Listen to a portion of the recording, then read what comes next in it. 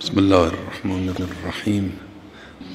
الحمد لله رب العالمین والصلاة والسلام على سیدنا محمد و آله الطاهرین.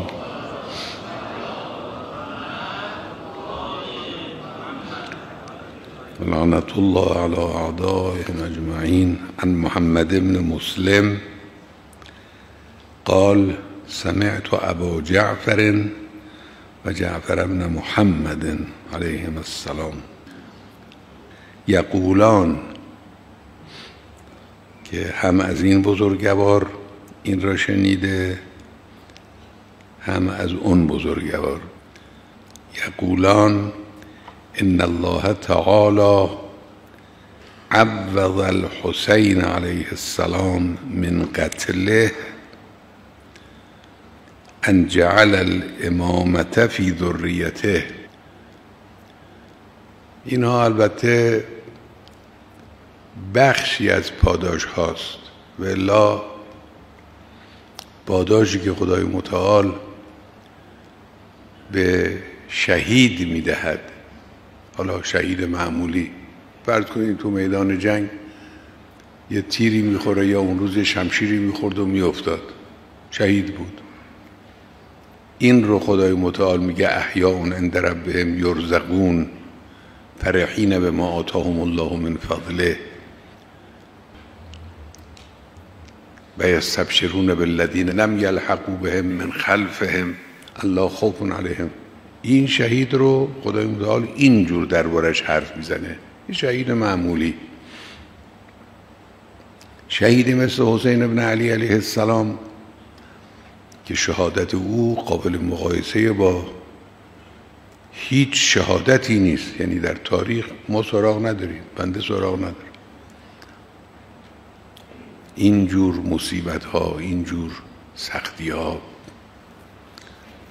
اینا رو تحمل کنه برای اون هدف عالی، هدف بلند.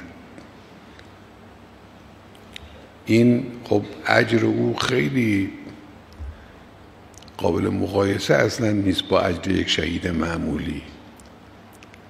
از جمله این اجرها و پاداشها این نیست که تو این روایت آمده است. نه اینکه خیال کنیم اجر حسین ابن علی علیه السلام فقط همین هاست. از جملهش این هاست که اینا هم خیلی مهمه. یکیش این که حضرت فرمود خداوند متعال عوض الحسین علیه السلام من قتله ان جعل الامامة فی ذریته. اولی امامت، این پرچم برافراشته، این خورشید درخشان در طول همه تاریخ، این در نسل این بزرگوار قرار داده شد، از اولاد او قرار داشت. این یک.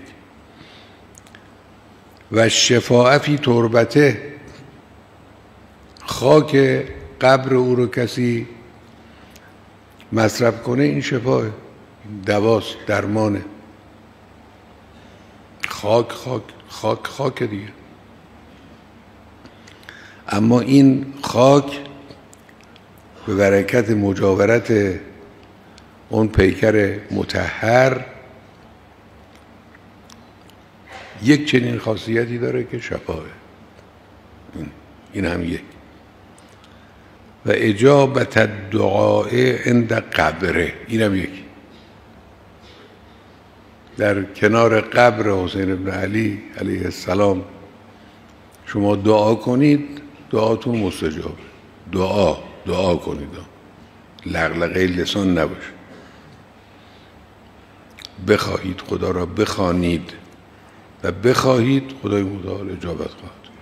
بعد گردن اینهایی که میرن این راه رو طی میکنن پیاده و میرسونن خودشون رو به اونجا، واقعا یک موهبت بزرگ الهی رو خدای متعال در اختیار اینها گذاشته. این پیاده روی 40 حادثه عجیبی که این سالها پدید آمده است. بعد فرمود ولا تعد ایام زائریه جائیا و راجعا من عمره. اینم یک، اگر خدای متعال مثلا فرض کنید که 10,000 روز من باب مثال به شما عمر داده باشه، این چند روزی که در حال رفت و آمد به سمت قبر این بزرگوار هستید جزو اینا حساب نمیشه. این اضافه بر اون مقداری است که خدای متعال تعداد روزهایی که به شما خدا مقدر کرده که عمر شما باشه، این جزو اونا نیست، از عمرتون حساب نمیشه، این اضافه است، سرریز عمر. محمد ابن مسلم میگه وقتی حضرت این رو فرمودن قال محمد ابن مسلم فقلت لابی عبدالله علیه السلام هذا الجلال ینال بالحسین علیه السلام. این جلالت، این عظمت، این مقام عالی به برکت امام حسین داده می شود به این و اون. اینی که شما اگر تربتش رو مصرف کنید بخورید شفای شماست، به شما یه لطفی شده است دیگه. به برکت امام حسین این جلال و این کرامت و این عظمت داده شده است به اینها. فما له فی نفسه، وقتی به خاطر او به دیگران خدای متعال این جلال و عظمت رو، این کرامت رو لطف میکنه، پس به خود او چی میده؟ فقال ان الله تعالی الحقه بالنبی صلی الله علیه و آله. این اجر خود او این است که او ملحق به پیغمبر است. خب پیغمبر که خلاصه همه کرامت‌های الهی در عالم وجود پیغمبر اکرمه دیگه.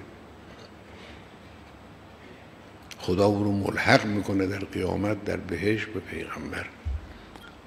فکان معه فی درجته و منزلته، در روز قیامت امام حسین در درجه پیغمبر و در منزلت پیغمبر قرار میگیره.